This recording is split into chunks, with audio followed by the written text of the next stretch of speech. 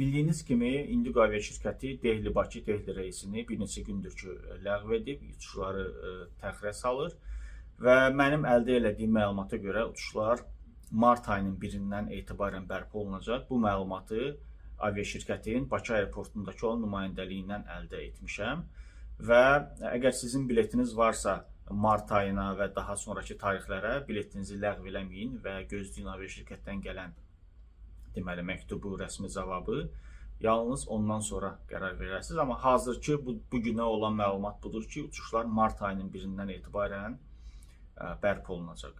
Və onu da qeyd edeyim ki, uçuşların ləğvinə səbəb İrandakı qeyri-sabit vəziyyətdir. Bildiyiniz kimi Dehli-Bakı Dehli reysini Indigo Avia şirkəti İran üzərindən edir Azərbaycana. Eyni zamanda qonşu ölkələrə də olan uçuşların ləğv edib həmən avia şirkət və sizdən yalnız gözləmək qalır və ümid eləyək ki, həqiqətən də martın 1-i bu uçuşlar bərpa olunacaq.